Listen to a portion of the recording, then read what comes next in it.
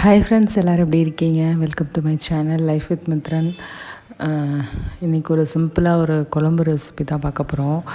சேனைக்கிழங்கு வச்சு ஒரு காரக்குழம்பு. உண்மையாலுமே சூப்பராக இருக்கும் டேஸ்ட்டு. செஞ்சு பாருங்கள். இப்படி சேனைக்கிழங்கு க்யூப்ஸாக கட் பண்ணிக்கோங்க. ஓரளவுக்கு சின்னதாக, ரொம்ப சின்னதாக இல்லை, ஓரளவுக்கு கட் பண்ணிவிட்டு அதில் கொதிக்கிற தண்ணியில் உப்பு, கொஞ்சம் மஞ்சத்தூள் போட்டு ஒரு 3/4 பதம் நல்லா வேக வச்சுக்கோங்க.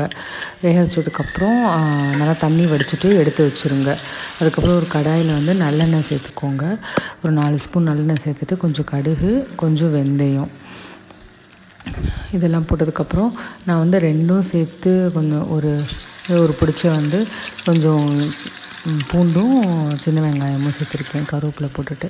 அப்புறம் வந்து உங்களுக்கு உங்கள் புளி நல்லா புளிப்புன்னா தக்காளி வந்து ஒன்று சேர்த்துக்கோங்க. என் புளி நல்லா புளிக்கும் அப்படின்றனால நான் வந்து ஒரு தக்காளி சேர்த்து நல்லா வதங்கட்டும், நல்லா மேஷ் ஆகணும்.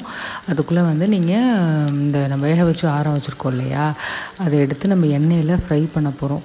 உண்மையாலுமே எண்ணெயில் ஃப்ரை பண்ணி இது பொரியலாக கூட செய்யலாம். நீங்கள் அப்படியே வேக வச்சு எடுத்துகிட்டு பொரியல் செஞ்சாலும் சூப்பராக இருக்கும்.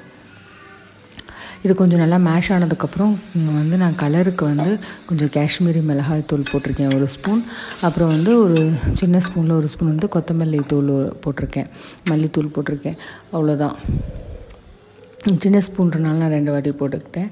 இது மட்டும் போட்டுட்டு கொஞ்சம் நல்லா எண்ணெய் பிரிஞ்சு வர வரைக்கும் நல்லா வதக்கிக்கோங்க. இதுக்கு வதக்கிட்டு ஒரு நெல்லிக்காய் சைஸ் அளவு நல்லா புளி நல்லா கரைச்சி திக்காக கரைச்சி வச்சுக்கோங்க சைடில். கொஞ்சம் தண்ணி வந்து நான் கொஞ்சம் அந்த மசாலாஸ் கொஞ்சம் தீஞ்சிருமேன்ட்டு நான் வந்து கொஞ்சம் லைட்டாக தண்ணி ஊற்றிக்கிட்டேன். தண்ணி ஊற்றி அந்த மசாலா வாசனை போகட்டும் அப்படின்ட்டு தண்ணி ஊற்றி, அதுவும் எண்ணெய் பிரிஞ்சு வந்துருச்சு பாருங்கள், நல்லா தெரியும்.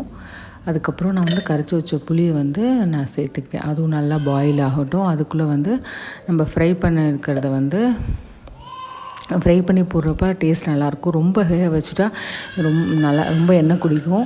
ரொம்ப வேக வைக்க வேணாம், ஒரு 3/4 பதம் வேக வச்சாலே போதும் சேனைக்கிழங்கு. அதுக்கப்புறம் ஃப்ரை பண்ணி எடுத்து போட்டிங்கன்னா சூப்பராக இருக்கும் டேஸ்ட்டு. நம்ம அரைச்சி ஊற்றுறதுக்கு வந்து பேஸ்ட் ரெடி பண்ணிடலாம். ஒரு 4-5 ஸ்பூன் வந்து தேங்காய் துருவல், ஒரு 4 முந்திரி பருப்பு போட்டு செஞ்சு பாருங்கள். உண்மையுமே நல்லாயிருக்கும். காரத்துக்கு ஏற்றாப்புல நீங்கள் வரமிளகா வச்சுக்கலாம்.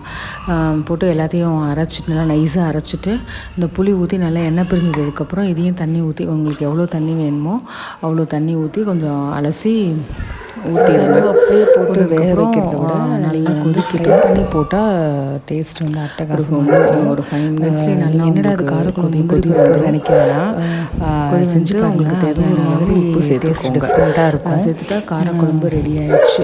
இந்த மாதிரி வெள்ளம் டேஸ்ட் ரொம்ப நல்லாயிருக்கும். சேர்த்தா சாப்பிட மாட்டாங்க, அதனால நான் வெள்ளம் சேர்க்கலை. அது சேர்க்காமலே வந்து இப்போ கஜிஸ்டி சூப்பராக வந்துச்சு. ட்ரை பண்ணி பாருங்கள். தேங்க்ஸ் ஃபார் வாட்சிங். சப்ஸ்கிரைப் பண்ணாதவங்க சப்ஸ்கிரைப் பண்ணுங்கள்.